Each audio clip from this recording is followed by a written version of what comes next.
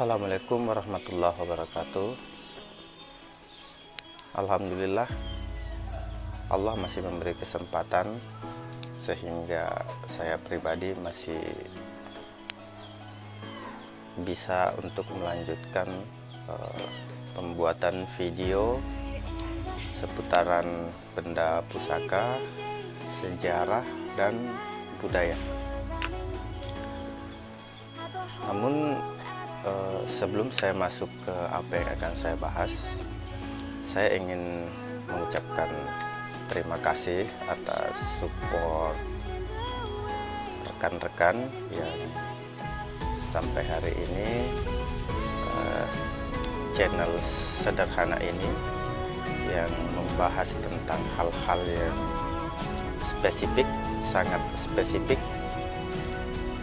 seputaran benda pusaka yang bisa dibilang peminatnya mungkin sampai saat ini masih belum seberapa, tapi terima kasih karena sudah sampai 1000 lebih subscriber, dan tentu setiap YouTuber mengharap dukungan itu, karena itulah yang penunjang semangat agar kreator atau ya membuat konten itu lebih semangat.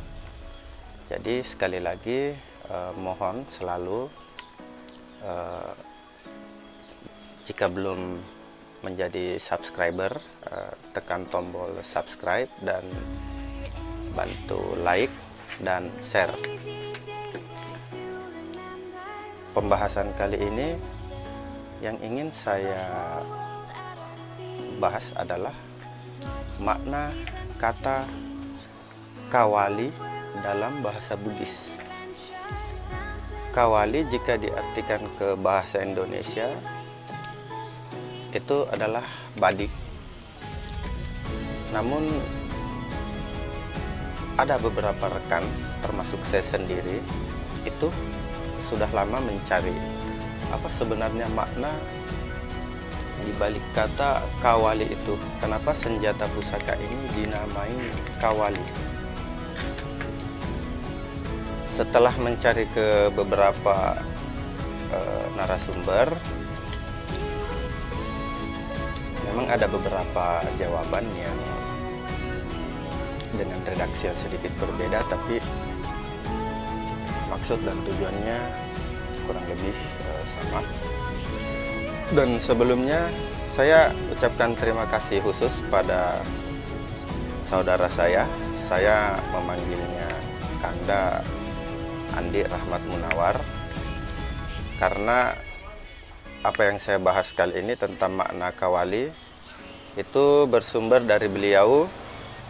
Pemaparan tentang kawali ini bersumber dari Kanda Andi Rahmat Munawar, salah satu kanda panutan saya yang aktif di budaya, founder grup Sempugi di Facebook. Jadi terima kasih. Kenapa penting untuk mengetahui apa itu kawali? Apa itu maknanya? Ini berhubungan dengan pengenalan, sehingga kita bisa memahami sesuatu itu pada hakikatnya, pada sesuatu yang sangat mendasar. Tentang makna kawali yang akan saya bahas kali ini itu berhubungan dengan makna dari kata kawali itu secara etimologi ataupun terminologinya. Karena jika sekedar definisi itu bisa berubah dan bisa ada beberapa. Jadi kita ambil contoh misalnya untuk kata nabi itu berbeda makna jika yang diketahui adalah definisi, pengertian, atau dari makna etimologi kata itu. Ini jelas berbeda. Ketika bertanya tentang definisi nabi misalnya, ya nabi adalah seseorang yang menerima wahyu untuk dirinya sendiri dan seterusnya. Namun ketika dari sisi etimologi, maka yang kita cari tahu adalah makna kata atau akar kata dari nabi itu sendiri yang jelas berbeda. Namun kita di sini tidak sedang membahas itu. Kembali ke masalah kawali. Nah, kawali dari sisi etimologi menurut Kanda Andi Rahmat Munawar itu dari dua kata, yakni ka dan wali, di mana makna kata sebenarnya merujuk, makna kata ka itu merujuk ke kepemilikan yang sangat mendasar, kepemilikan yang satu, atau bisa dimaksud dengan saudara. Sementara wali itu, ini bukan wali seperti wali Allah atau wali kelas, apalagi wali band, tapi wali dalam bahasa Bugis itu artinya sesuatu yang berada di seberang atau sebelah. Nah, dasar pemaknaan itu tidak asal. Jadi jika kita mengambil satu benda, saya umpamakan ini, anggap ini benda biasa. Jika ini dipotong, kalau dalam bahasa Bugis itu artinya ripolo, maka akan menjadi dua bagian, yang dimana sebelahnya itu akan disebut sipolo. Namun seandainya ini dibelah menjadi dua bagian, maka bagian yang satu dalam bahasa Bugis itu dibelah, itu maksudnya ripue. Jika ini dibelah, maka bagian sebelahnya itu disebut siwali.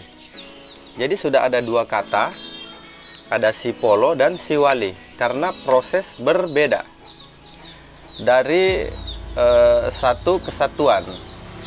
Dari satu kesatuan kemudian menjadi dua, maka memunculkan kata siwali dan sipolo.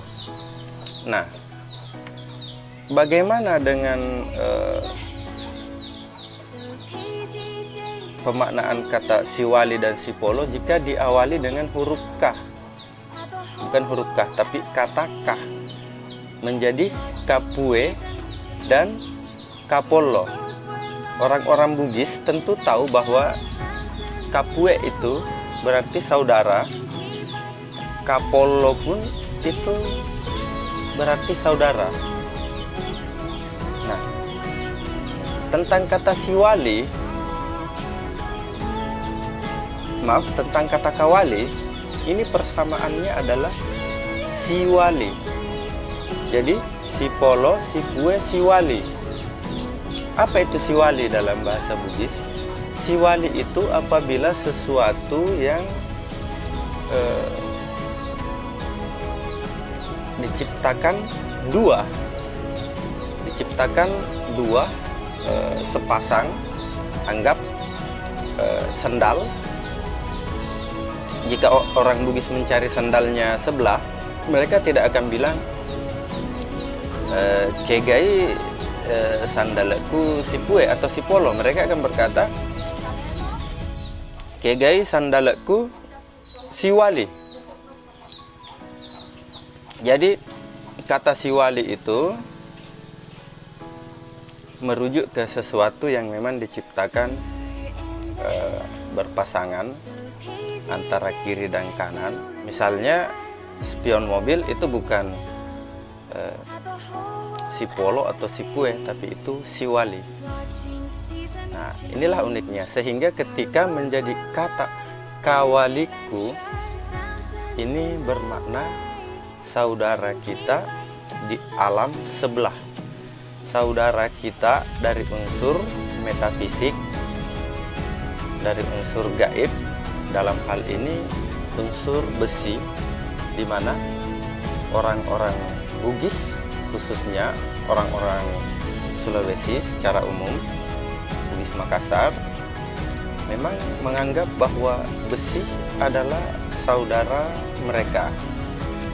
Besi adalah salah satu saudara dari manusia, sehingga pemaknaan kawali bermakna saudara, bisa diartikan saudara dari unsur besi. Pernyataan ini juga bisa didukung dengan salah satu ungkapan dari kita bisa menyimak dari film dokumenter Kawali. Di sana ada perkataan dari sesepuh kita bahwa tania urane narekode na makawali. Artinya kurang lebih seperti ini, bukan laki-laki jika tidak makawali. Ini makawali ini bisa dimaknai secara tersurat ataupun tersirat. Artinya mereka menganggap bukan laki-laki jika tidak memiliki badik. Kalau dalam bahasa Indonesia tidak memiliki badik atau membawa badik. Tapi sebenarnya kata makawali itu lebih dari sekedar memiliki, lebih dari sekedar membawa, tapi di situ adalah bagaimana memahami hubungan antara sang lelaki dengan badik ini. Ketika tiba pada tahap pemahaman dan membawa, itulah salah satu penunjang laki-laki dalam kepercayaan Bugis. Jadi kata makawali ini syarat akan makna, butuh pengkajian yang lebih mendalam. Dari sisi lain mungkin masih ada penambahan-penambahan jika kita membuka naskah-naskah kuno. Di sana ada yang memaparkan tentang kawali dari unsur-unsur bentuknya yang dikaitkan dengan alam, dikaitkan dengan apa yang ada sama manusia. Namun insya Allah hal-hal yang demikian, mulai dari penggunaan hulu, bilah, penyatuan bilah dan hulu yang disebut paneta atau pamusa dan lain-lain, makna-makna dari ujung, bagian punggung, bagian tajam, bagian outing atau pesi. Semoga Allah memberi pengetahuan, memberi kesempatan sehingga kesemuanya bisa kita bahas secara mendasar pada video-video berikutnya. Untuk itu mohon yang belum subscribe dibantu sehingga apa yang kami buat, apa yang kami sajikan mendapatkan manfaat untuk kita semua. Dan sekian, terima kasih. Assalamualaikum warahmatullahi wabarakatuh.